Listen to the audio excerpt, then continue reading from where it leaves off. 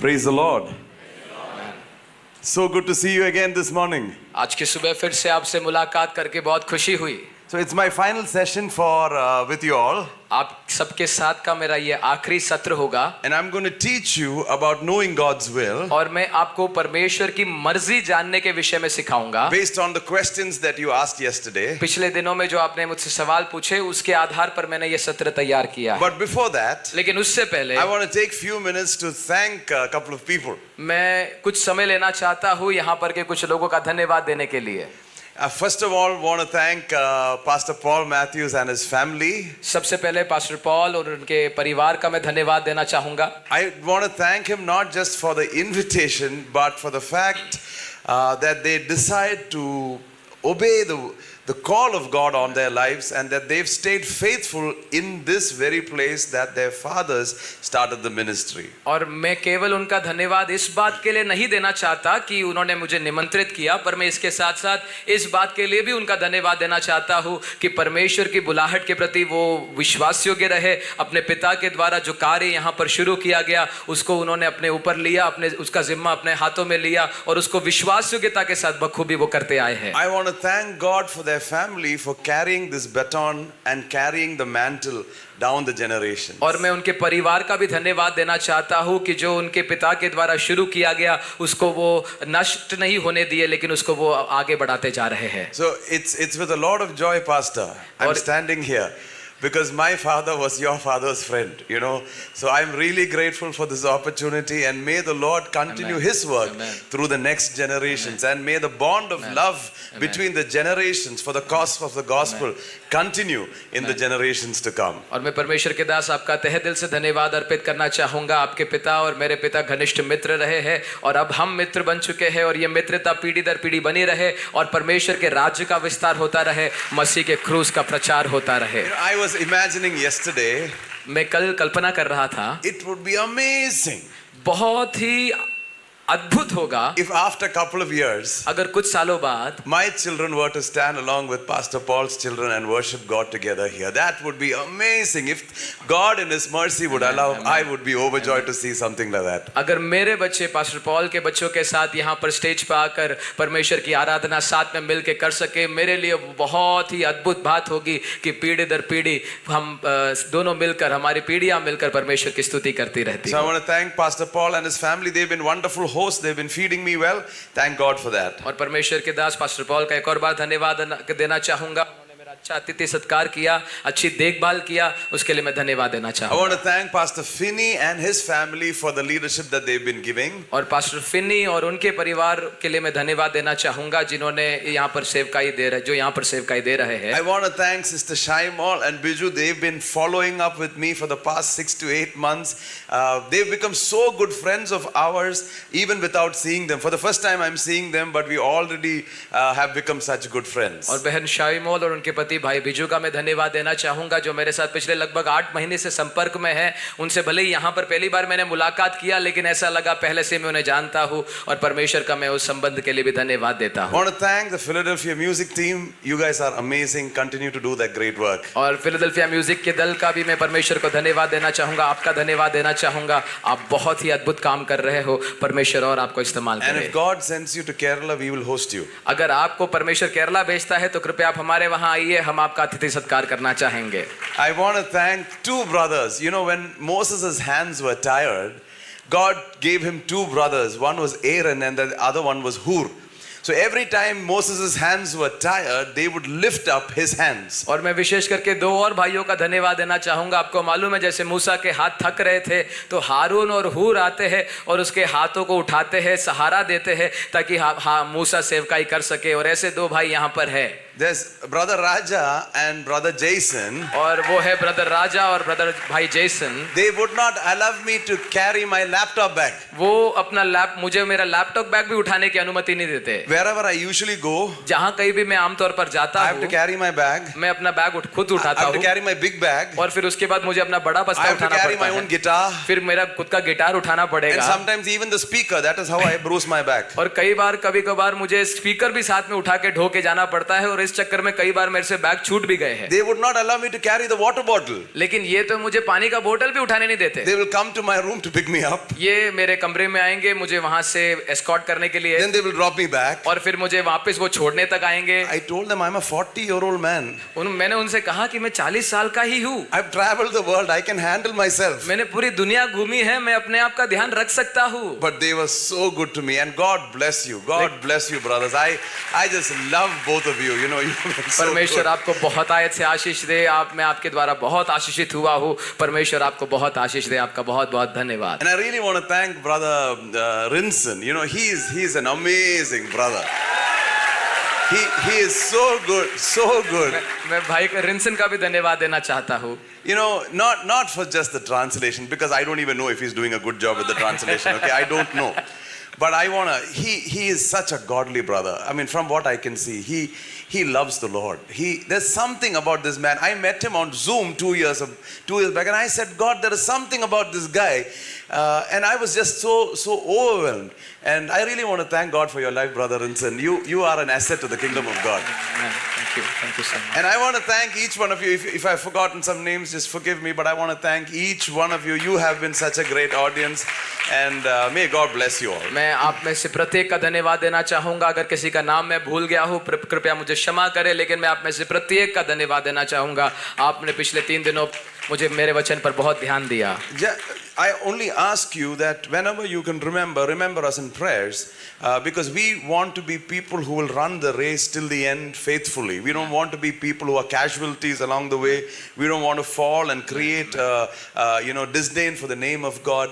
And unless the Lord sustains us, we cannot do that. So whenever you remember, please keep us and our family in prayer. और मैं आपसे विशेष अनुरोध करना चाहूँगा कि मुझे अपने प्रार्थना में स्मरण रखें, ताकि हम विश्वास योग्यता के साथ अपनी दौड़ को पूरा कर सके। हम किसी भी रीति से बीच में जाकर परमेश्वर के नाम को खराब करने वाले लोग नहीं बनना चाहते, गिरकर किसी न किसी चीज में फंसकर।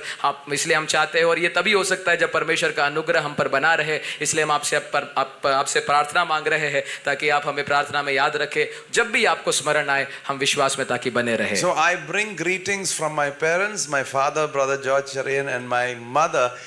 He's 74 years old, and he has very high regard for this place. So my greetings, I just called him. He's in Vellore. He's driving back to Kochi for the 10 tomorrow.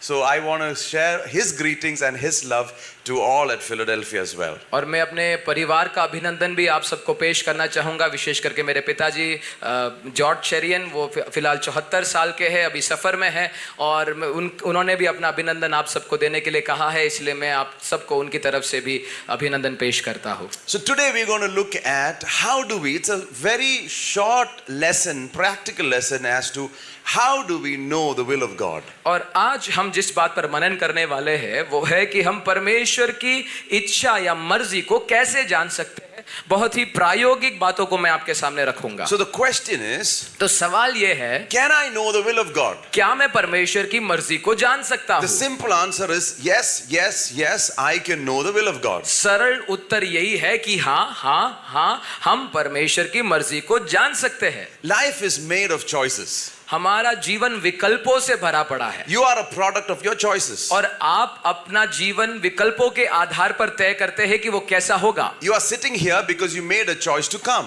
आप सब यहाँ पर इसलिए हो क्योंकि आपने इस विकल्प को अपनाया कि आप यहाँ पर आ सको। You are a literature graduate because you chose literature. आप साहित्य पढ़कर स्नातक प्राप्त किए क्योंकि आपने साहित्य पढ़ने का चुनाव किया, विकल्प पाया। Everything that you are today is a sum and substance of your choices. हर एक चीज जो आज आप हो वो आप इसलिए हो क्योंकि आपने ऐसे चुनावों को किया है। Some of you are out of high school. You are thinking, which college should I go? आप में से कुछ लोग हाई स्कूल से बाहर गए और आप सोच रहे हो कि अब मुझे कौन से कॉलेज में जाना है। Some of you get a better job offer and you are thinking and wondering if that is what God wants me to take. कुछ लोग कॉलेज के बाद नौकरी की तलाश में हैं, आपको कुछ अच्छी नौकरियां भी मिली और अब आप सोच रहे हो परमेश्वर की मर्जी क्या है, कौन सी नौकरी मैं अपनाऊं। Some of you are thinking, should I go to Ireland or not? And you are still thinking whether you should take that decision or not. And that's a decision that you need to make. आप में से कुछ लोगों को Ireland जाने की नौकरी मिली है, जाकर नौकरी करने का मौका मिला है और आप सोच रहे हो मुझे उधर जाना चाहिए कि नहीं जाना चाहिए, वहां पर जाना परमेश्वर की मर्जी है या नहीं। Some of you are saying, should I marry this girl? Should I marry this boy? आप में से कुछ के मन में यह सवाल होगा कि मैं इससे शादी, किस लड़के से शादी करूं या किस लड़की से शादी करूं। Choices in front of you. आपके सामने बहुत सारे विकल्प उपलब्ध है। As a disciple of the Lord Jesus, we don't make choices the way the world makes choices. यीशु मसीह के चेले होने के नाते हम उन तरीकों से चुनाव नहीं करते जिस तरीके से हमारा संसार करता है। And the Bible says in Ephesians 5:17, और बाइबल बताती है इफिसियों 5:17 में, do not be foolish but understand what the will of the Lord is. कि मूर्ख मत बनो लेकिन समझने की कोशिश करो कि परमेश्वर की इच्छा क्या है। Which means जिसका मतलब है that as a Christian I need to do God's will, not my will. कि मसीही होने के नाते मुझे परमेश्वर की इच्छा करनी है, खुद की इच्छा नहीं। Now you need to understand few things. अब आपको कुछ बातें समझनी है। Is God interested to reveal His will to you and me? Yes or no? क्या परमेश्वर अपनी मर्जी आप पर प्रकट करना चाहता है? आपको क्या लगता है, हाँ या नहीं? The psalmist says in Psalm 32:8, भजनकार भजन 32:8 में कहता है, this is the promise that God is giving His people. ये एक वायदा है जो परमेश्वर दे रहा है अपने लोगों को। I will instruct you and teach you in the way you should go. I will counsel you with my loving eye on you. This is God telling His people. परमेश्वर अपने लोगों से कहता है, मैं तुझे बुद्धि दूंगा और जिस मार्ग में तुझे चलना होगा उसमें तेरी अगुवाई करूंगा, मैं तुझ पर कृपा दृष्टि रखूंगा और सम्मति दिया करूंगा। So God is saying, I will instruct you. तो परमेश्वर कहता है मैं तुम्हें सम्मति दूंगा। God is saying, I will teach you.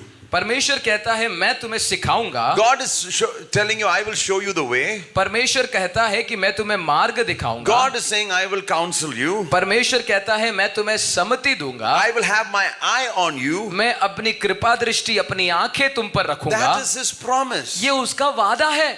But now, लेकिन अब what is the problem? अब समस्या क्या है The साहब? problem is this. समस्या ये है, We always overestimate knowing God's will, but we underestimate walking with Him. हम hमेशा परमेश्वर की इच्छा को जानने को ज्यादा तवज्जो देते हैं परमेश्वर की इच्छा पर चलने से भी ज्यादा। We want to say, God, tell me who should I get married to? हम कई बार परमेश्वर के पास जाकर इसके लिए गिड़गिड़ाते हैं, परमेश्वर बताओ बताओ मुझे किससे शादी करनी चाहिए। Today did you read God's word? लेकिन परमेश्वर आपसे पूछता है, आज तूने परमेश्वर का वचन पढ़ा? So we overestimate wanting to know God's will, but we underestimate walking with Him. परमेश्वर के साथ चलने को हम बहुत तवज्जो नहीं देते, इसके मुकाबले हम परमेश्वर की मर्जी जानने को ज्यादा तवज्जो देते हैं। Through life we do whatever we want, the way we want to do, and finally we come to a place and we say, God, where do you want me to be? Full question, should I be in full-time ministry or not? All of a sudden all these big questions come, while all along you never bothered walking along with Him. पूरी जिंदगी हम अपने मर्जी से जीवन बिताते हैं, जो करना चाहते हैं वो करते हैं, जो देखना चाहते हैं देखते हैं, और अंत में जब महत्वपूर्ण निर्णय लेने की बात आती है तो हम परमेश्वर के पास भाग के जाते हैं और बोलते हैं, परमेश्वर बताओ बताओ मुझे किससे शादी करना है, मुझे क्या करना है, आप मुझे एक स्पष्ट निर्देश दीजिए। So I'm going to give you a couple of guidance points इसलिए मैं आपको कुछ ऐसे निर्देश देने जा रहा as हूं to how we can walk in God's will. जिसके द्वारा आप जान सको कि आप परमेश्वर की इच्छा पर कैसे चल सकते हैं। Number 1, सबसे पहला James 4:3. Yakub 4:3, James 4:3 Yakub 4:3 says, you ask and don't receive because you ask with wrong motives, so that you may spend it all on your evil desires. 4:3 में इस प्रकार से लिखा है याकूब के, तुम मांगते तो हो पर पाते नहीं, और इसलिए कि बुरी इच्छा से मांगते हो ताकि अपने भोग विलास में उड़ा दो। So the first guidance is, तो पहला निर्देश ये है, check and analyze your motives अपनी इच्छाओं को जांचे और परखे, and be very honest about it. और उसके प्रति बड़े ईमानदार रहे।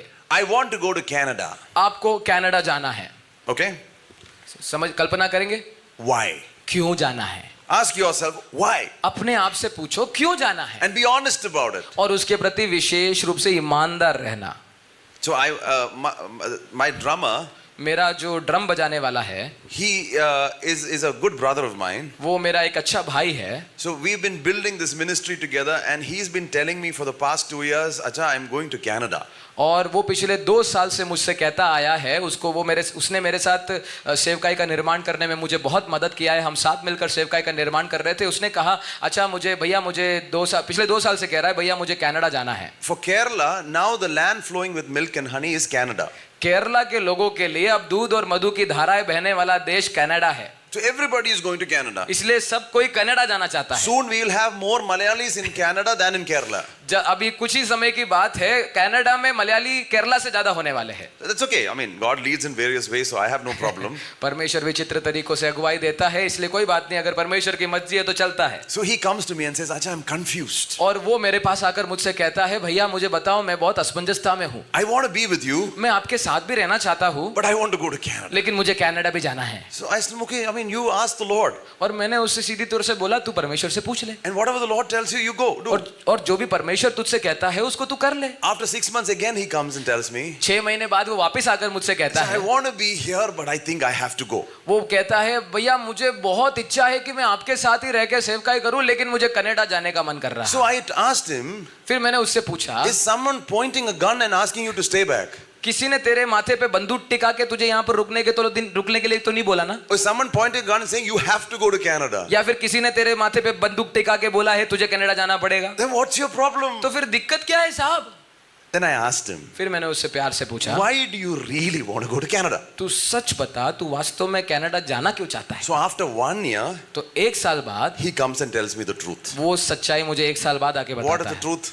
सच क्या है? He said, "Acha, भैया if I go to Canada, अगर मैं कनाडा गया my marriage prospects will be much better. शादी करने के लिए लड़कियां मिलने की संभावनाएं बढ़ जाएंगी. Because क्योंकि now they are asking me what I am doing. अभी वो लोग मुझसे पूछते हैं, लड़की देखने वाले पूछते हैं कि लड़का करता क्या है. I am in Tiruvalla. और मैं कहता हूँ मैं केरला के एक छोटे से गांव में हूँ. No one is interested. किसी को शादी नहीं करना है. But if I am in Canada, लेकिन अगर मैं कनाडा में हूँ ऐसा बोला, even if I am in McDonald's serving burgers, भले ही कनाडा में मैकडॉनल्ड की दुकान में या फिर ढाबे पे जाके मैं there रोटियां is बनाऊं, so much of demand. बहुत सारे लोग फिर भी मुझसे शादी करने के लिए तैयार हो जाएंगे. So I will get married and I'll come back. इसलिए मैं पहले जाके उधर जाके थोड़ा काम कर लूं, शादी कर लूं, फिर आपके पास आ जाऊंगा.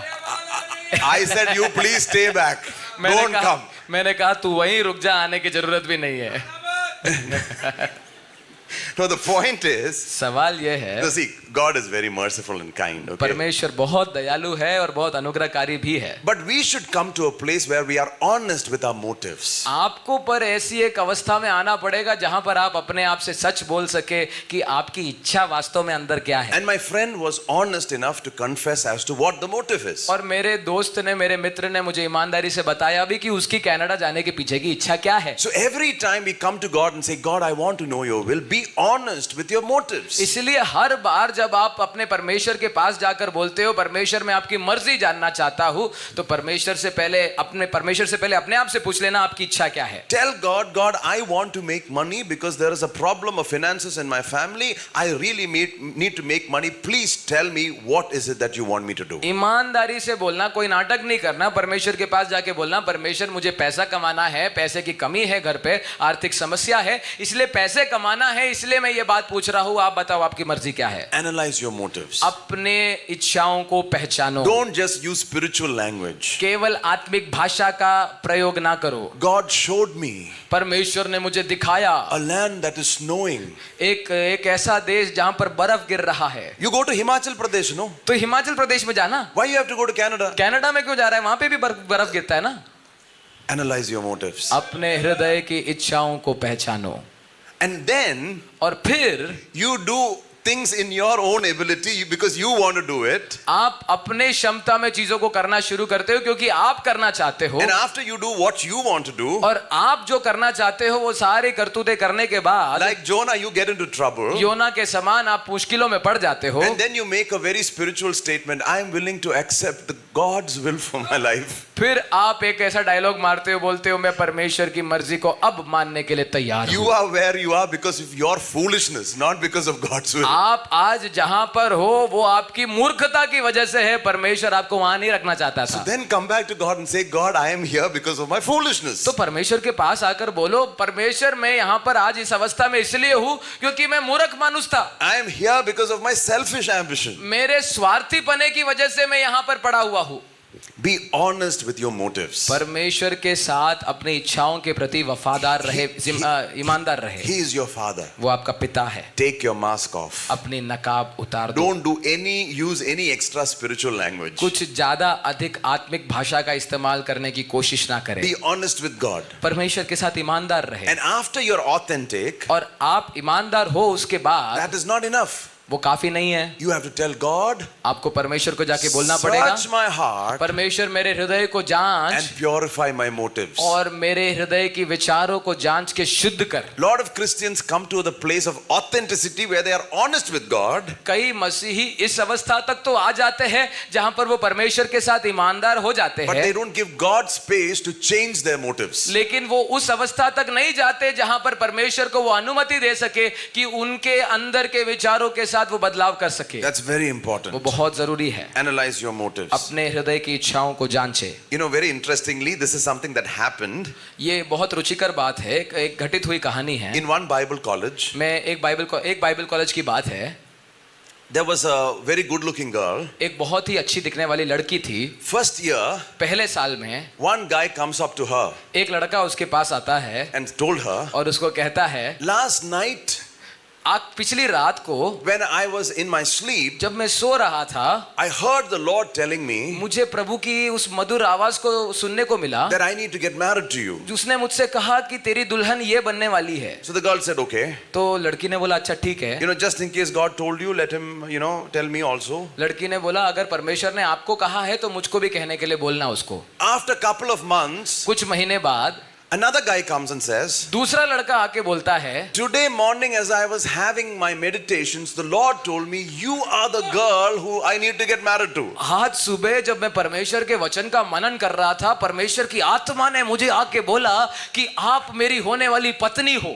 Without exaggeration, बिना किसी बढ़ावे चढ़ावे by के the time she finished 3 years of education, 3 साल की पढ़ाई उस लड़की ने खत्म भी नहीं की थी। 7 boys came and told her that the Lord asked them to marry this girl. 7 लड़के इस 3 साल के दरमियान उस लड़की के पास आके कहते हैं, परमेश्वर ने मुझसे कहा कि आप मेरी होने वाली दुल्हन हो। Real story. सच्ची कहानी है ये। Now the problem is, अब समस्या ये है, 7 plus 1, 8. 7 और 1 8 होते हैं। Are we worshipping 8 gods or 1 God? क्या हम 8 परमेश्वर की आराधना कर रहे हैं या फिर 1 परमेश्वर की आराधना कर रहे हैं? Because there are 8 people telling them 8 different opinions. Now what do? क्योंकि 8 लोग आकर 8 बातें बता रहे हैं, तो अब क्या करना And है? they're all saying, God told me. और सबके सब यही बोल रहे हैं, परमेश्वर ने मुझसे कहा है। What do? अब आप क्या करोगे साहब? What do? क्या करोगे? And that is why, number 2, इसीलिए दूसरी बात, once you purify your motives, एक बार आपने अपने इच्छाओं को शुद्ध कर दिया, go to God's word. परमेश्वर के वचन में जाओ।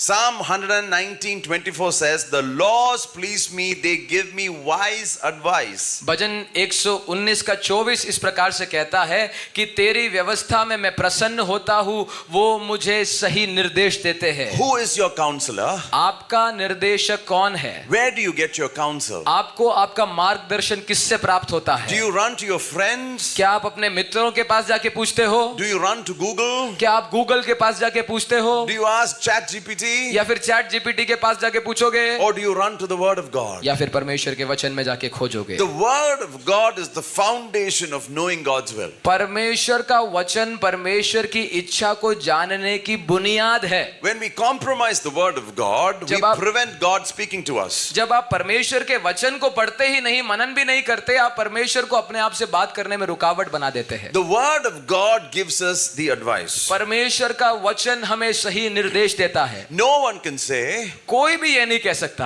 I am not hearing the voice of God when they have a closed Bible. मैं परमेश्वर की वाणी को सुन पा रहा हूं जब खुद से वो अपने कमरे में जाके कभी बाइबल खोले नहीं है। Like yesterday, कल के समान standard question. एक सीधा सवाल, I want to hear the voice of God. मुझे परमेश्वर की आवाज सुननी है। Correct? सही है? How do you hear? So I tell them, मेरे से कोई आकर ये पूछता है तो मैं उसको बताता हूँ Simple advice. सीधा सुझाव यही है, You want to hear the voice of God? अगर आपको परमेश्वर का आवाज सुनना है, Open the Bible परमेश्वर के वचन को खोलो साहब and read it. और फिर उसे पढ़ो साहब। They said, brother, that we know. और वो कहते हैं अरे ठीक है ये सब तो मालूम है, आप दूसरा बताओ ना, Now you tell us. आप मुझे बताओ। I want to hear the voice of God audibly. मैं परमेश्वर की ध्वनि को अपने इन कानों से सुनना चाहता हूँ। So I tell them, तो मैं उनसे कहता हूँ open the word of God परमेश्वर के वचन को खोलो and read God's word loudly. और उसको जोर से मुंह खोल के पढ़ो, अपने कानों से सुन लोगे। Simple, no? Simple.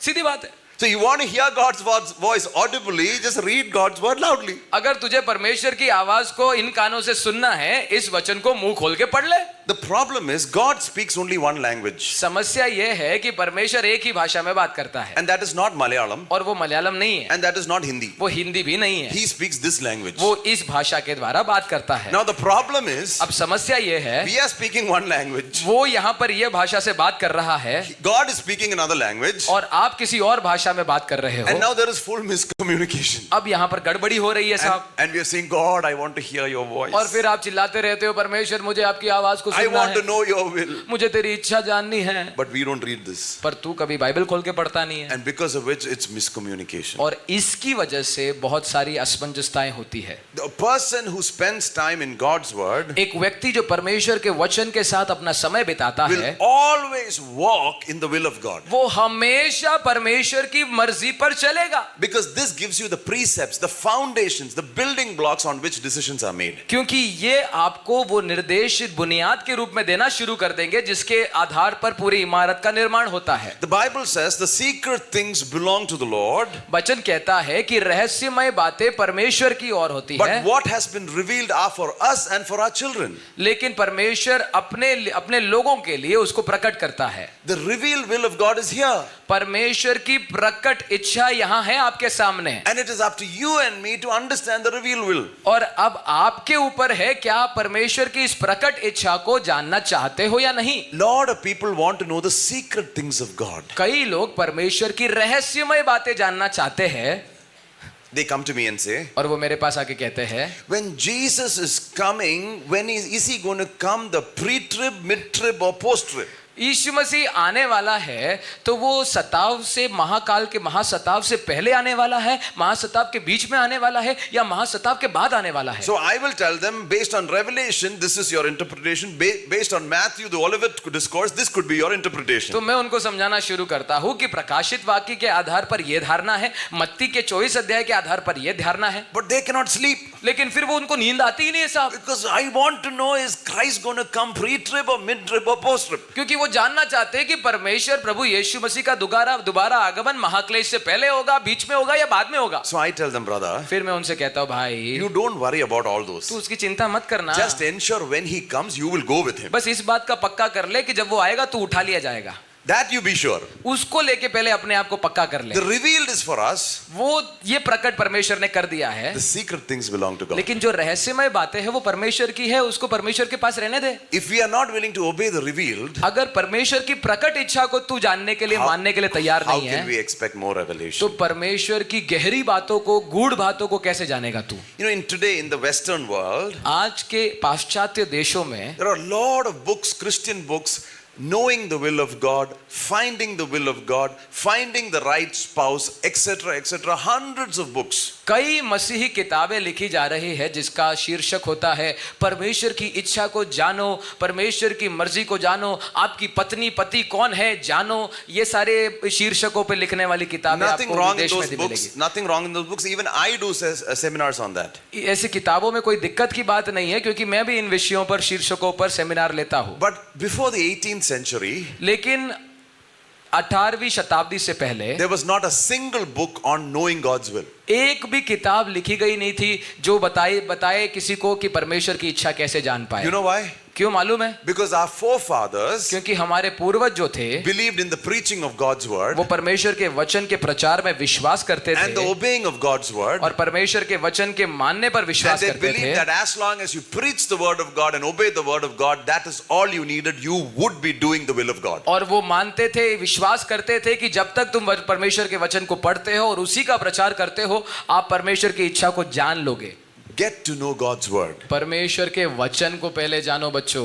And when you get to know God's word, और जब परमेश्वर के वचन को, प्रकट इच्छा को पहले जान लोगे, you will know how God operates. परमेश्वर कैसे कार्य करता है वो भी आपको पता लगना शुरू हो जाएगा। Because it's only in knowing God's word you get to know God. क्योंकि केवल परमेश्वर के वचन को जानने के द्वारा परमेश्वर को जाना जा सकता है। I'll give you an example. मैं आपको एक उदाहरण देता हूँ। When we got married, जब हमारी शादी हुई, we would go out to eat.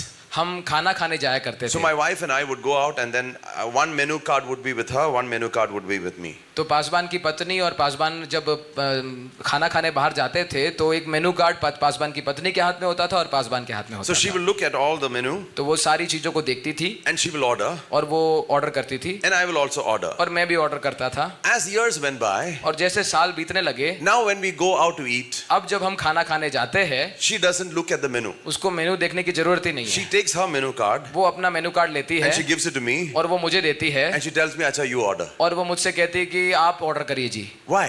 क्यों? So I asked her recently, "Why is it that you always ask me to order?" और मैं अभी हाल फिलहाल में मैंने उससे पूछा, तू ऐसा क्यों बोलती है कि आप ऑर्डर कर लो? So she was telling a friend, तो उसने अपने मित्र से इस प्रकार से कहा "My clothes shopping and our restaurant ordering, my husband does." कि मेरे कपड़े खरीदने की जिम्मेदारी और मेरे रेस्टोरेंट में जाके, होटल में जाके खाना खाने का चुनाव करने की जिम्मेदारी मेरे पति की है। And I heard her say this और मैंने उसको ये कहते हुए सुना भी, because down the years he seems to know what I want better than I myself do. क्योंकि उसको ऐसा मालूम पड़ा कई सालों के बाद जाकर कि उनके पति को उनसे भी ज्यादा अच्छा मालूम है चुनाव करना जो उनको पसंद हो उस विषय में। She was telling me, "Acha, you've realized that I like crunchy kind of chicken stuff."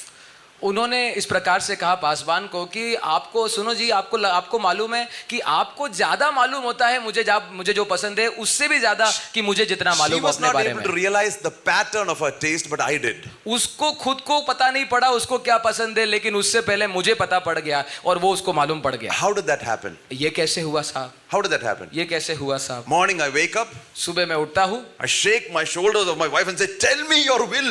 मैं पत्नी का कंधे हिला कर उसको हिला के पूछता हूँ, मुझे बता तेरी मर्जी क्या है? I want to know your will. मैं तेरी मर्जी जानना चाहता हूँ। Unless you tell me your will, I am not going. जब तक तू अपनी मर्जी नहीं बताएगी मैं जाने नहीं दूंगा। No.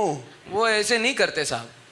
We just live together. हम बस साथ में रहते हैं, We talk with each other. हम एक दूसरे से रोज बातें करते Spend हैं, time with each other. एक दूसरे के साथ समय बिताते Travel हैं, together. एक दूसरे के साथ सफर करते हैं। Now I know her. अब मुझे मालूम है मेरी पत्नी कौन है, I know what she likes. मुझे मालूम है उसको क्या पसंद I है, know her taste. मुझे उसका स्वाद मालूम पड़ गया है।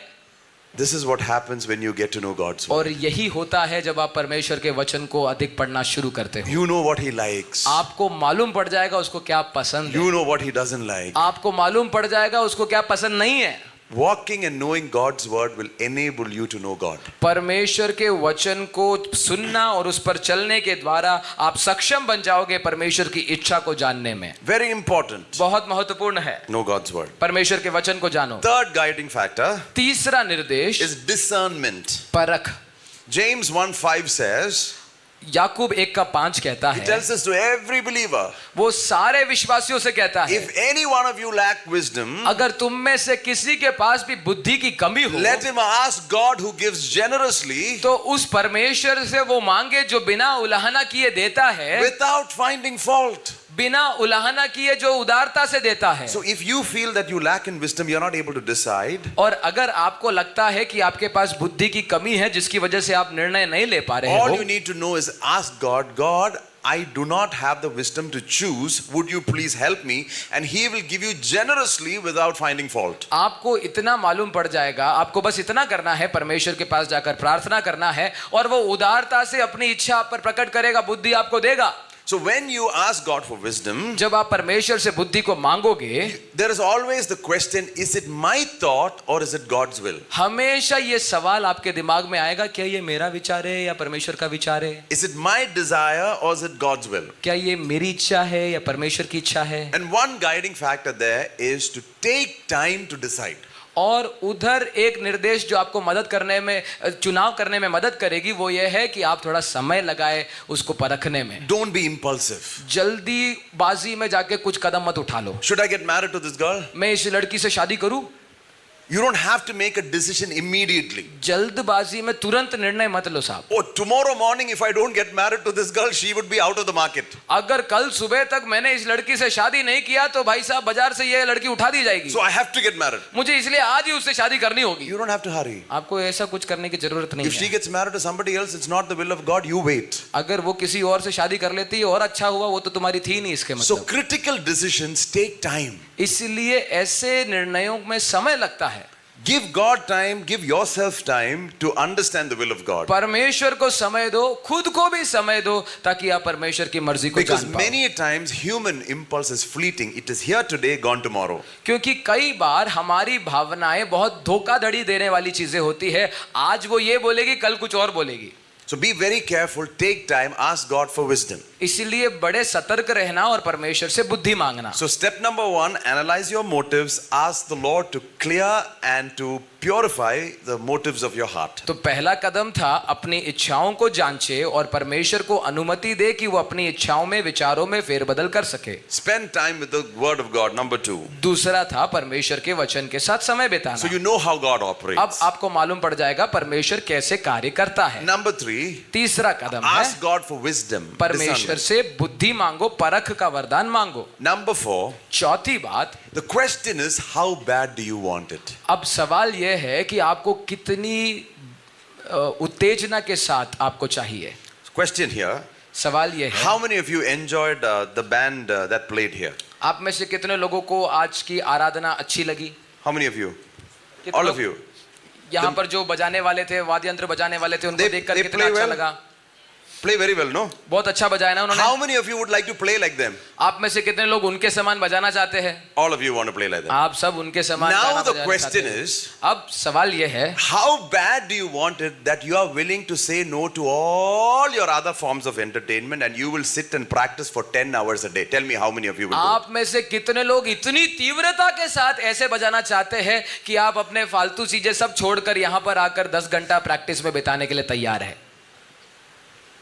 And now you are, tomorrow morning you will see. आज सुबह तो आप ये बोल रहे हो, एक बार प्रैक्टिस करना शुरू किया फिर मालूम पड़ेगा।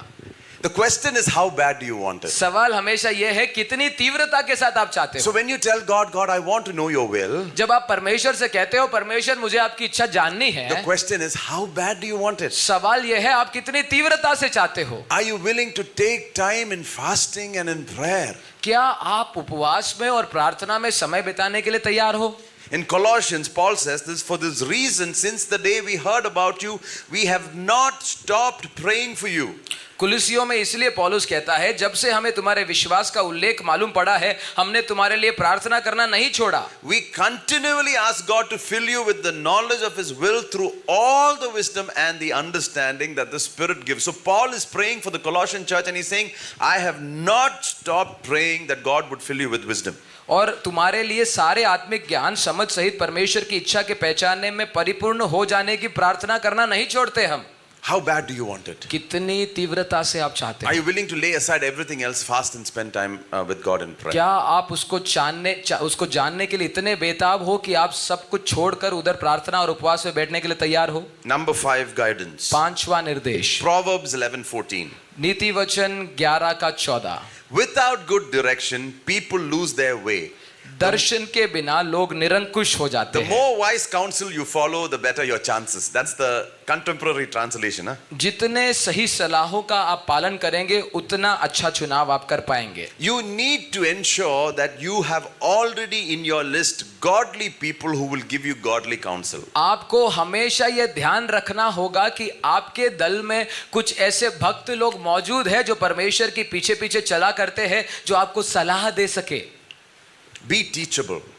आप हमेशा सलाह प्राप्त करने के लिए नम्र रहे। Many young people are not teachable. कई जवान लोग सिखाए जाने के लिए नम्र नहीं हैं। They know everything. हमको सब मालूम है जी। So they'll come and ask you, वो आपके पास आके पूछेंगे तो सही, you tell me what you want me to do. आप बताओ ना भैया मुझे करना क्या है। So you will listen to what they have to say, और फिर भैया बताएंगे क्या क्या करना है, and then you will do exactly what you want to do. पर अंत में जाके वही करेगा जो उसको खुद को करना है। So the question is, तो सवाल ये है, you need to find those counselors, आपको ऐसे सलाहकारों को ढूंढना है, and you need to be teachable. और आपको इतना नम्र होना पड़ेगा कि वो जो आपको समझाए सिखाए आप उसको ग्रहण कर सको। Without godly counsel, people perish. बिना सही सलाहकारों के, परमेश्वर के भक्त सलाहकारों के, लोग नष्ट हो जाते हैं। Along with that, you need to find godly company. और इसी के साथ साथ आपको ऐसे भक्तों की संगति ढूंढनी पड़ेगी। You need friends who would give you godly counsel. आपको ऐसे मित्र ढूंढने पड़ेंगे जो आपको सही सलाह दे सके। I'm just deviating for a minute to tell you a principle. मैं इधर से थोड़ी देर के लिए हट रहा हूं आपको एक सिद्धांत बताने के लिए। 2 Timothy 2:22. Paul's advice to Timothy is 2 Timothy 2:22. It's 2:22. दूसरा तिमुथियुस 2:22, 2:2. Okay? It goes like this. वहां पर इस प्रकार से लिखा है, Now flee from youthful lusts and pursue righteousness, faith, love and peace. Then it doesn't stop there. It says, with those who call on the Lord from a pure heart. जवानी की अभिलाषाओं से भाग और जो शुद्ध मन से प्रभु का नाम लेते हैं उनके साथ धर्म और विश्वास और प्रेम और मेल मिलाप का पीछा कर। Now, did you understand this? अब आपको समझ में आया यहाँ पर? Flee youthful lusts. जवानी के अभिलाषाओं से भागना है। That we've heard so many times. ये आपने कई बार सुना भी होगा। Pursue righteousness, love and peace. That also we've heard so many times. धार्मिकता, विश्वास और प्रेम का पीछा करना, ये भी आपने सुना The होगा। important aspect that we miss in that verse is it says, along with those who call upon the name of the Lord. इसके साथ साथ उन लोगों के साथ रहना शुरू कर जो परमेश्वर के नाम को पुकारते हैं। Did you इस बात पर हम कई बार ध्यान नहीं देते हैं। Did you understand? आपको समझ में आ रहा है? Means your pursuit of godliness does not happen in a vacuum, it happens in community.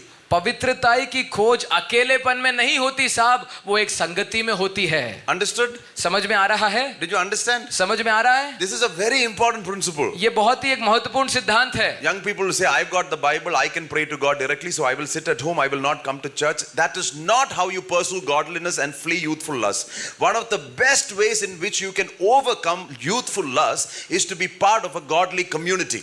जवान लोग आजकल कहते हैं मेरे पास अपनी बाइबल है, मैं पढ़ना जानता हूं, मैं खुद से देख लूंगा, मैं प्रार्थना कर लूंगा, चर्च पे जाने की जरूरत नहीं है। तू ऐसे जवानी की अभिलाषाओं से नहीं भाग सकता। अगर तुझे पवित्रता की खोज करनी है, तुझे पवित्र लोगों की संगत, ऐसी खोज करने वाले लोगों के साथ संगति करनी पड़ेगी। Did you understand that? समझ में आ रहा है मैं जो बोल रहा हूं? Clear? समझ में, दिमाग में घुस रहा है? Usually we stop by saying flee youthful lust. We don't look into what does it mean along with those who are pursuing righteousness. आम तौर पर हम जवानी की अभिलाषाओं से भागना तो शुरू कर देते हैं, लेकिन फिर अकेले खोज करने निकल जाते हैं। लेकिन वचन बताता है उन लोगों के साथ जो उस शुद्ध धार्मिकता के, विश्वास के, प्रेम में खोज कर रहे हैं, उन लोगों के साथ जुड़कर तुझे ये करना है। Any engineering graduates here? यहाँ पर कोई इंजीनियरिंग का ग्रेजुएट, स्नातक प्राप्त किया हुआ विद्यार्थी है बैठा है यहाँ पर, इंजीनियरिंग पढ़ा हुआ? No. Okay.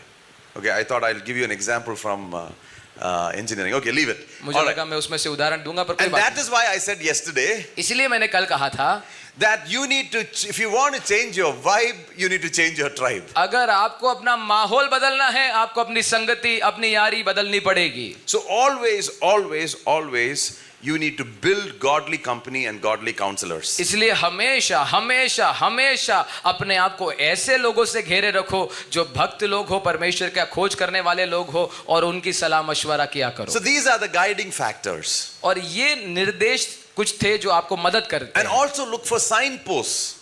अब इसी के साथ साथ कुछ चिन्हों को भी देखना शुरू करो। There might be times when God is showing you a red light saying something is wrong, you need to slow down. परमेश्वर कई बार आपके जीवन में कुछ चिन्ह दिखाना शुरू करेगा जिनके द्वारा परमेश्वर आपको कहना चाह रहा है गलत रास्ता है, रुक जा, वहां मत जा, आगे मत जा। Sometimes he's closing doors and you are pushing it open. कई बार परमेश्वर द्वारों को बंद कर रहा होगा और आप जबरदस्ती धकेल के खोलने की कोशिश कर रहे हो। Sometimes he's providing supernaturally and opening new doors. कई बार बार परमेश्वर अलौकिक रूप से मंडलों को खोल रहा होगा और आपके लिए प्रबंध कर रहा होगा। Keep your eyes open for the move of God. आप अपनी आंखें ऐसे चिन्हों के लिए खुली रखें। If you're only focused on what you want, you might miss out on what God is trying to give you. अगर आप केवल अपने को क्या चाहिए उस पर केंद्रित हो तो शायद परमेश्वर जो आपको दिखा रहा है उसको आप चूक जाओ। Now the important point is, so you saw the guiding factors. अब जरूरी बात यह है, आपने निर्देशों को देख लिया। Let me read John chapter 2, 23 and 24 for that. मैं यूहन्ना 2 का 23 और 24 आपके लिए पढ़ देता हूँ। Listen to me very carefully. उसको मेरे साथ ध्यान से सुनना। When Jesus was in Jerusalem at the Passover time, जब यीशु मसीह फसह के पर्व के समय यरूशलेम में था, Jesus did many miracles. यीशु मसीह ने बहुत सारे चिन्ह और चमत्कार किए। Praise the Lord. Hallelujah, Praise the Lord, no? Hallelujah ना। Okay. Now the next phrase says, many believed in him. अब इसके बाद का कथन कहता है कई लोगों ने उस पर विश्वास किया चिन्ह और चमत्कारों की वजह से। Praise the Lord. Hallelujah. Hallelujah. Now nobody reads the next verse. उसके बाद का वचन कोई नहीं पढ़ता। You know what the next verse says? आपको मालूम है अगली आयत में क्या लिखा है? But Jesus did not entrust himself to them. यीशु ने अपने आप को उनके भरोसे पर नहीं छोड़ा। समझ गया? समझ में आ रहा है? No. नहीं आ रहा? Did you understand? So people come to Jesus. यीशु के पास लोग आते हैं, I need something. मुझे कुछ ना कुछ दिखा, So miracle is done. तो चिन्ह चमत्कार होते हैं, Everybody is happy. सब कोई खुश हो जाते हैं Oh, say Jesus is good. और सब लोग बोलते हैं यीशु आप तो Oh, बढ़िया Jesus हो, is great. आप तो झकास हो, Jesus is the God. आप ही परमेश्वर हो। Very good. Till then it's fine. तब तक बहुत अच्छा है साहब। Next phrase, अगली आयत में लिखा है, Jesus is looking back saying, यीशु मसीह इनको देख के कहता है, who are you? कौन है ये लोग?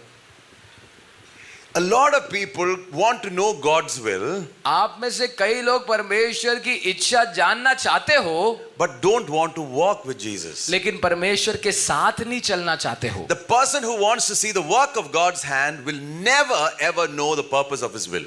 जो व्यक्ति परमेश्वर के साथ चलना नहीं चाहता वो परमेश्वर की चाल का मकसद कभी नहीं जान पाता। So that's why I said, इसलिए मैं कहता हूँ we overestimate knowing God's will and underestimate walking with him. हम परमेश्वर की इच्छा के जानने को बहुत ज्यादा तवज्जो दे देते हैं, इससे भी ज्यादा कि हम परमेश्वर के साथ चलने के जीवन को तवज्जो दें। So I'm going to give you a set of 7 questions इसलिए मैं आपको 7 सवाल देने वाला हूँ that you can use as filters before you make any decision in life. जिनको आप इस्तेमाल कर सकते हो छन्नी के रूप में, जिसके द्वारा आप क्या कर सको, छान सको आपके लिए सही क्या है, गलत So क्या है। yesterday you asked me questions, can I listen to Bollywood music? कल आपने मुझसे सवाल पूछा क्या मैं बॉलीवुड के गाने सुन सकता हूँ, Can I do this job and act in Hollywood movies? क्या मैं हॉलीवुड की फिल्मों में काम कर सकता हूँ और ये नौकरी कर सकता हूँ। Any question that you have, you can run it first through these filters. कोई भी सवाल आपके पास हो, इन 7 सवालों की छन्नी से उसे लेकर जाइए और थोड़ा छानने की कोशिश कीजिए। First question, पहला सवाल, is it lawful?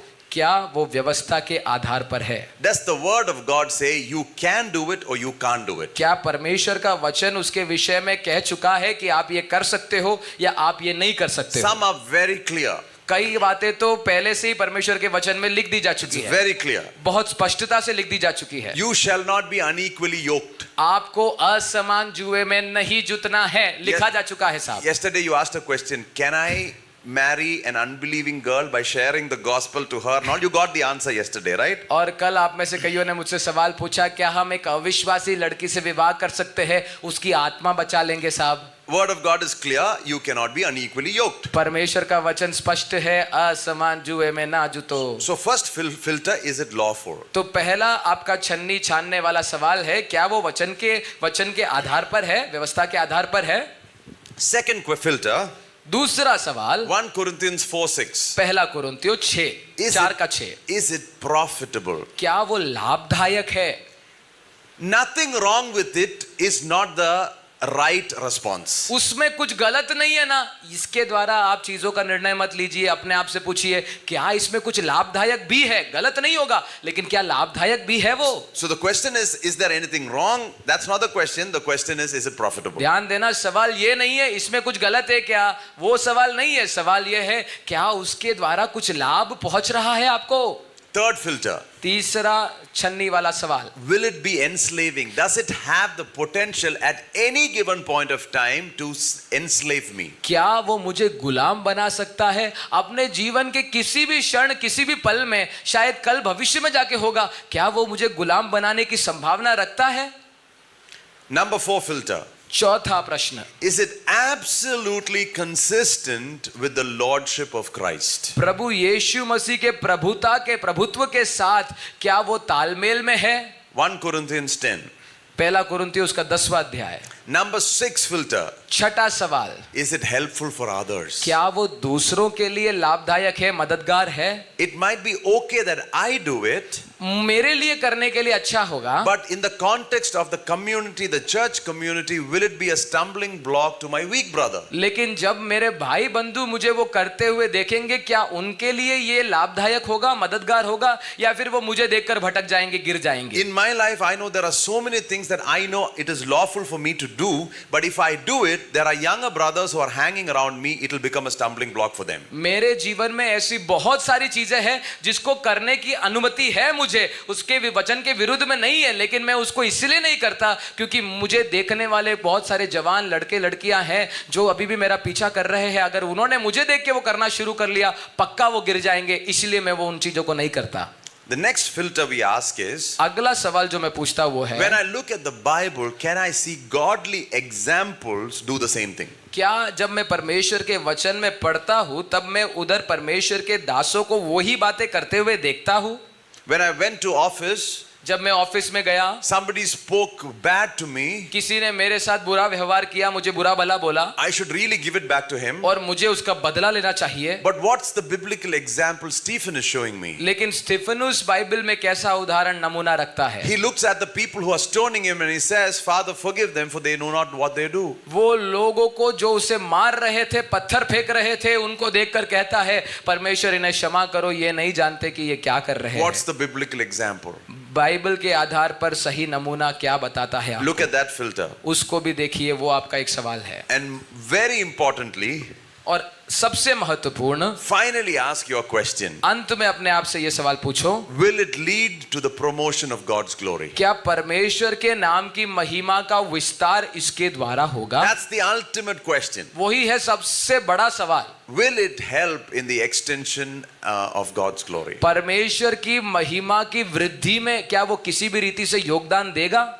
You run your questions through these filters. आप अपने सवालों को, अपने अपने जीवन के निर्णयों को इन 7 सवालों से होकर लेकर जाइए। More or less all your life's questions, choices can be decided based on this. और अधिकतर आपके जीवन के चुनाव इसके द्वारा छन लिए जाएंगे और आपको मालूम पड़ जाएगा सही क्या है, गलत क्या है। Pretty straightforward. बड़ा सीधा सवाल है It's साहब, not complicated. कोई इसमें पेचीदा नहीं है। Sometimes we try to overcomplicate and mystify this whole will of God, you know. कई बार हम खुद ही परमेश्वर की इच्छा को ज्यादा कॉम्प्लिकेट कर देते, पेचीदा बना देते हैं और हमारे लिए मुश्किल हो जाता है उसको ग्रहण करना। God is more interested in revealing His will to you than you are interested to knowing it. परमेश्वर अपनी इच्छा आप पर इससे भी ज्यादा प्रकट करना चाहता है जितना आप उसे जानना चाहते हो।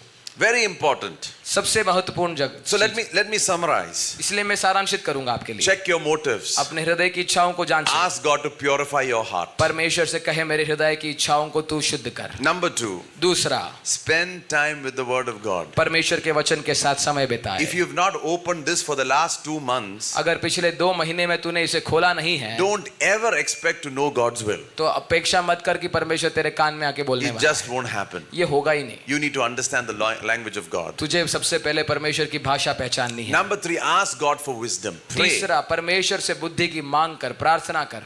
Be want it so bad. Say, God, I'm willing to fast and I'm willing to pray and I want to know your will. और उसके लिए बेताब हो जा कि परमेश्वर मुझे जानना ही पड़ेगा, और उसके लिए तू हो सके तो उपवास कर, प्रार्थना कर। Find godly counselors. और उसके बाद का कदम था अपने लिए अच्छे परमेश्वर के भक्त सलाहकारों को ढूंढो। Find godly company. अच्छे भक्त संगतियों को ढूंढो। Look for signposts that God is showing us. चिन्हों को देखना शुरू करो। And then I talked about all the filters. और उसके बाद मैंने 7 सवाल आपको दिए। Now, very importantly, before I close, और अंत में समाप्त करने से पहले, you know how easy it is to know the will of God. आपको मालूम है परमेश्वर की इच्छा जानना कितना आसान है? I'll tell you. मैं आपको बताता हूँ, Two scenarios. दो आपको कहानियां बताता हूँ, You are driving your car दो चित्र दिखाता हूँ। एक जगह आप गाड़ी चला रहे हो and you're not carrying your phone. और आपके पास फोन नहीं है, So you can't use Google Map इसलिए आप गूगल मैप का इस्तेमाल नहीं कर and पाओगे you don't know directions. और आपको दिशा क्या है वो भी नहीं मालूम। So what do? तो आप क्या करते हो? You go to the next junction आप अगले जंक्शन में जाते हो and you ask the person there, और वहां पर के लोगों से पूछते हो, how do I get to this place? मैं इस जगह पर कैसे पहुंचूं? So what does he say? तो वो व्यक्ति क्या कहता है? He will tell you, go to the next junction, वो कहेगा अगले नुक्कड़ पे जाना turn left, और उसके बाद बाएं and लेना after 300 meters, और 300 मीटर के बाद you will see a pole, तुझे एक खंबा दिखाई देगा, turn right, उधर से दाएं मुड़ना and from there you go 750 meters, और उसके बाद 750 मीटर चलना, you will see a transformer, फिर उसको तेरे को ट्रांसफार्मर you दिखेगा, turn left, फिर उधर से बाएं मुड़ना and there is a slope that goes up, और उसके बाद एक घाटी दिखाई and when देगी you see the slope, और जब तक वो घाटी दिखाई you take दे it, तो उसको ले लेना and then turn right. और फिर दाएं मुड़ना। By the time he finishes his directions, जब तक वो दिशा देना खत्म करेगा you're like, what did he say? आप बोलोगे कहाँ जाना था? The only thing that registered is next junction, turn left. एक ही चीज जो आपके दिमाग में बैठी वो थी कि यहाँ से नुक्कड़ जाके बाएं मुड़ना, Correct? है कि नहीं? So what do? तो आप क्या करोगे? The next junction you go, अगले नुक्कड़ पे जाओगे। what did he say? Which direction should I go? उसने क्या कहा था? अगले नुक्कड़ से बाएं लेना, दाएं लेना, क्या था? You're struggling आप संघर्ष कर रहे हो to figure out the direction. इस बात को पहचानने में कि दिशा क्या है। Correct? सही है। Now second scenario. अब दूसरा चित्र सुनो। You don't have your phone. आपके पास फोन नहीं है, Same situation, you come to this junction. लेकिन आप उस नुक्कड़ में आ जाते हो And you ask this person on the side, और वो उधर बैठे हुए व्यक्ति से आप पूछते हो how do you get to this place? कि इस फलाने जगह तक कैसे पहुंचे। You know what he'll say? वो क्या कहता है? These are the directions. ये दिशाएं हैं। And then finally he says, फिर अंत में कहता है I'm also going there. मैं भी उधर ही जा रहा हूँ, Can I come with you? क्या मैं आपके साथ बैठ जाऊं? And now he comes inside and he sits in the car. और फिर आपके साथ वो गाड़ी में बैठ जाता है। Now how will you drive? अब आप कैसे चलाओगे? Tell me. आप बताओ How will you drive? कैसे चलाओगे आप You're गाड़ी? confidently driving, you're talking to this guy. When it comes to the next junction, he says turn left, you just turn left, and then you're cruising and you're enjoying the ride, correct? आप हियाव से गाड़ी चलाओगे बेफिक्र होकर, बिना चिंता के। जब मुड़ने का समय आएगा वो बोल देगा यहाँ मुड़ो, आप मुड़ जाते हो, फिर आप उससे बात करते रहते हो, फिर बोलेगा वो यहाँ मुड़ो तो आप उधर मुड़ जाते हो। आप बिंदास होकर गाड़ी And the चलाओगे right time you reach the right destination. और सही समय पर आप सही जगह पर पहुंच भी जाते हो। Correct? सही है। Now in this journey of life, अब हमारे जीवन के सफर में भी tell Jesus, come in. प्रभु यीशु मसीह को बोलो केवल दिशा मत दो, अंदर भी आ जाओ। Now you tell me, अब आप बोलो will you ever get lost? आप कभी भी खो सकते हो? यस बोल रहे हो। Will you ever get lost? क्या आप कभी भी खो सकते हो?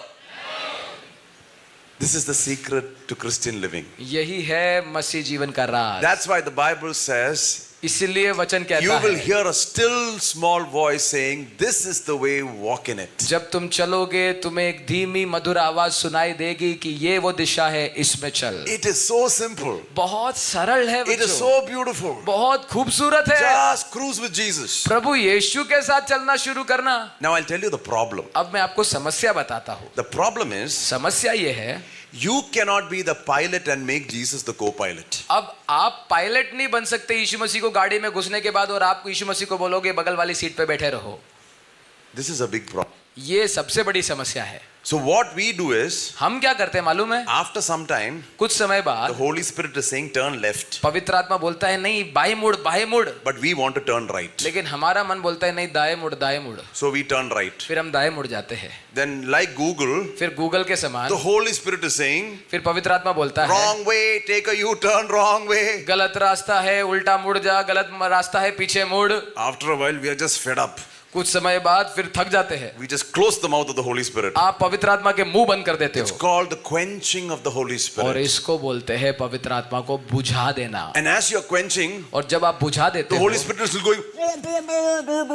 पवित्र आत्मा होगा कि बोलने की कोशिश करो वो सुनने नहीं दे, and still you are fed up. लेकिन फिर भी आप थक जाते हो। So you take the Holy Spirit, फिर पवित्र आत्मा को बुलाते हो, open the door, फिर दरवाजा खोलते हो, open the trunk of the car, पीछे जाके डिक्की खोलते हो, put the Spirit inside, पवित्र आत्मा को डिक्की में बंद Shut कर the देते हो, door. डिक्की बंद कर देते हो, and then you are still going the way you want to फिर go. जिस रास्ते में जाना है उसी रास्ते में जाते Now हो। after 3 years, और 3 साल बाद time to get married. शादी करने का मौका आया।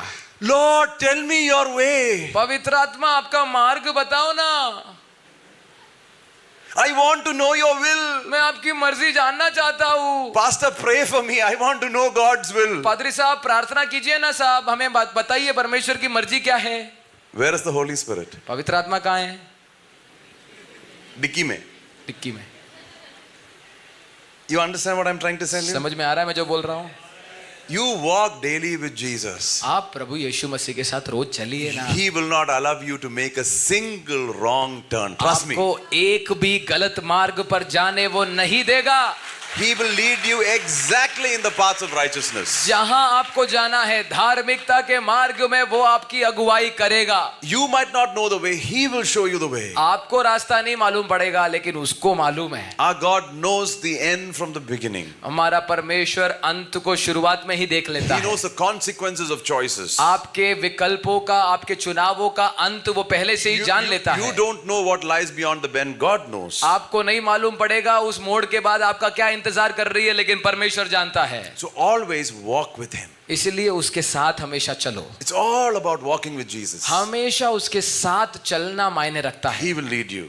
वो आपकी अगुवाई He करेगा। will show you which course to take. वो आपको बताएगा कौन सा मार्ग लेना He है। will tell you where to relocate. वो आपको बताएगा किस जगह जाकर ठहरना है। He will show you whom to marry. वो आपको बताएगा किससे विवाह करना He will है। tell you when He wants you to step into ministry. वो आपको बताएगा सेवकाई में कब कदम रखना है। He will give you clarity on what ministry you should do. वो आपको बताएगा कौन सी सेवकाई करनी है। He will lead you every step of the way. वो आपको अपने जीवन के हर मार्ग में अगुवाई देगा। Why? क्यों? Because He promised क्योंकि उसने वादा किया है ये that I will instruct you, कि मैं तुम्हें निर्देश दूंगा, I will teach you, मैं तुम्हें सिखाऊंगा, I will guide you with my righteous right eye. मैं अपने दाहिने बलवंत हाथ से तुम्हारी अगुवाई करूंगा। It's His promise. ये उसका वादा है। Only question, एकमात्र सवाल, are you walking with Him? क्या आप उसके साथ चल रहे So हो? let's not overestimate knowing God's will इसलिए परमेश्वर की मर्जी को जानना and underestimate walking with Him. परमेश्वर के साथ चलने से ज्यादा महत्वपूर्ण ना होने I want to पाए। stop by saying मैं एक बात कहकर समाप्त करूंगा। God's got a great plan for each one of you. परमेश्वर की आप में से प्रत्येक को लेकर बहुत बड़ी योजनाएं The हैं। Lord says, for I know the plans I have for you, plans to prosper you, not to harm you. परमेश्वर कहता है मेरी योजना तेरे लिए हानि की नहीं, नाश की नहीं, लेकिन लाभ ही की है।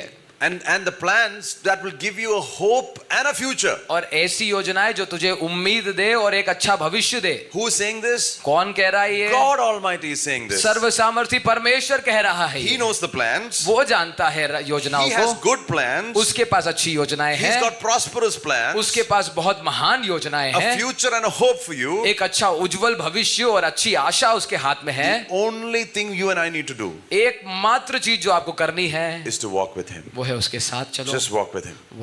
साथ चलो ना जी। Just walk with Him. साथ चलो। Don't screw up things by yourself. अपने आप चीजें करने की कोशिश करके बिगाड़ो मत। You don't go and make that turn and this turn and you turn and make a mess of things. आप अपनी मर्जी से यहाँ जाना, फिर वहां जाना, फिर इधर जाना, फिर उधर जाना करके गड़बड़ी मत करो साहब। Just tell the Lord, Lord, you lead and I will follow. परमेश्वर से बस कह दो, परमेश्वर आप अगुवाई दे दो और मैं चलूंगा। And the Lord will lead you in paths of righteousness. और परमेश्वर आपको धर्म के मार्ग में अगुवाई देगा। God doesn't make mistakes. परमेश्वर गलतियां नहीं करता। So God bless you परमेश्वर आप सबों को आशीष दे। and may God allow you to remain in His will और परमेश्वर आपको अपनी मर्जी में रहने के लिए मदद करे and fulfill His will, और उसकी मर्जी को आप में पूरा करे, so that by the end of your life you know that you have run the race well. ताकि अपने जीवन के अंत से पहले आप जान लो कि आपने अच्छी दौड़ If दौड़ी there's है। anyone who's confused as to which road to take, अगर कोई भी यहाँ पर असमंजसता में है कि कौन सा रास्ता लेना है, today ask the Lord, Lord, I need wisdom, I need discernment, I need your guidance, and He wants to guide you. आज ही परमेश्वर से प्रार्थना करें और बोलिए प्रभु मुझे बुद्धि चाहिए, मुझे निर्देश चाहिए, मुझे आपका मार्गदर्शन चाहिए। Amen. God bless you. परमेश्वर आप सबों को आशीष दे।